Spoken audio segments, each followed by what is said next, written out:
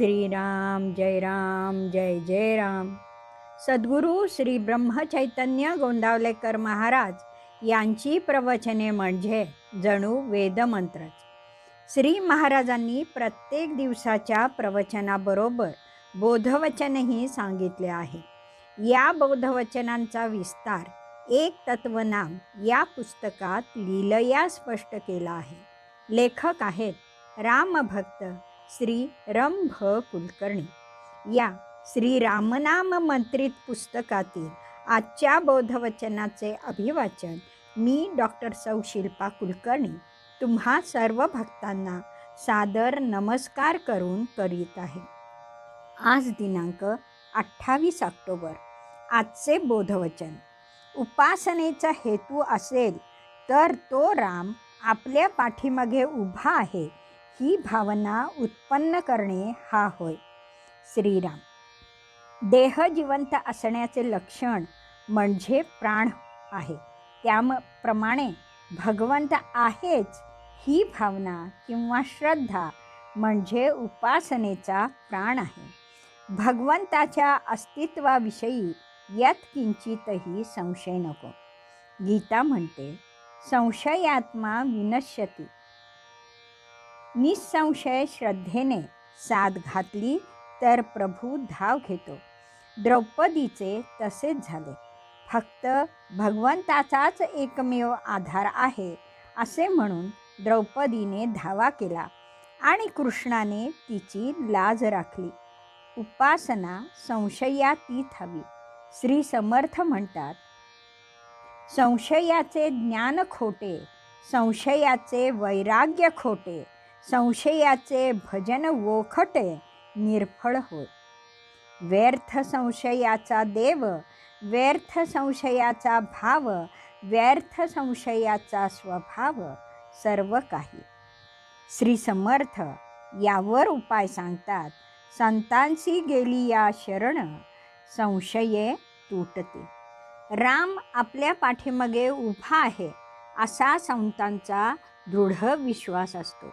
आधी विश्वास आणि मग उपासना हा संतांचा मार्ग आहे. श्री समर्थ म्हणतात, रामे विण जे जे आस, तितुकी जाण नैराश, माझे माझे सावकाश, सिणची उरे. संतांनी प्रपंच सोडला नाही. वनात जाऊन घोर तप केले नाही. वेदशास्त्रे यांचा अभ्यास केला नाही. वेदप्रणीत यज्ञयाग केले नाहीत. दानधर्म केला नाही. अष्टांग योगाची साधनाही केली नाही. त्यांच्या मनात भगवंताविषयी संशय नव्हता आणि भक्तिभावाने त्यांनी नामस्मरण केले आणि निरंतर देवाचे अनुसंधान राखले. त्यामुळे संत देवाशी एकरूप झाले. देवही सदैव त्यांच्या पाठीशी होता. द्रौपदीने कृष्णाला हाक मारली, पण जनाबाईनेही न बोलवताही जनी जाय पाणीयासी, मागे धावे ऋषिकेशी, धुणे धुवोनिया आणि सडा सारवण करी. म्हणजे भगवंताला भक्ताचा विरह सहन होत नाही. संतांची अवस्था कशी असते पहा. देही असुनी विदेही, सदा समाधिस्थ पाही, पाहते पाहणे गेले दुरी, म्हणे चोख याची महारी. म्हणजे प्रपंचात राहूनही संत विदेही अवस्था भोगतात.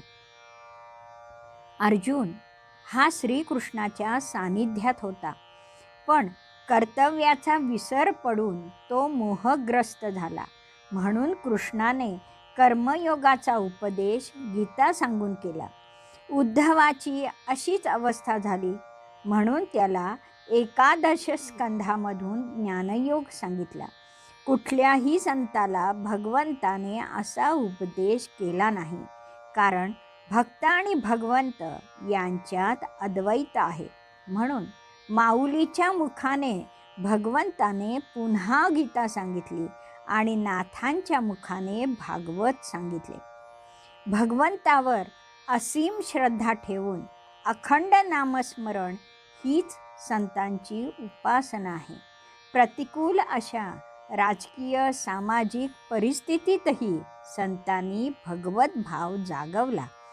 जन्माने नव्हे तर भगवत भक्तीने संत हे संतपणाला पोहोचले.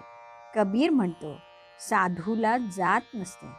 तो पुढे म्हणतो, साधू ब्राह्मण, साधू क्षत्रिय, बनिया साधू असे, साधू नावी, साधू धोबी, इतरही साधू तसे, सत्यरूप तो साधू जाणा, कबीर सांगत असे. म्हणजे शुद्ध भक्तिभाव आणि मनोमन नामस्मरण या जोरावर प्रपंचात राहूनही समाजातील सर्व स्तरात देवभाव जागृत ठेवण्याचे कार्य संतांनी केले. श्री महाराजांनी हेच नाम महात्म्य आजन्म जनमानसात रुजवले. म्हणून ते सांगतात की उपासनेचा हेतू असेल तर तो राम आपल्या पाठीमागे उभा आहे ही भावना उत्पन्न करणे हा होय. श्रीराम समर्थ. जानकी जीवन स्मरण. जय जय राम.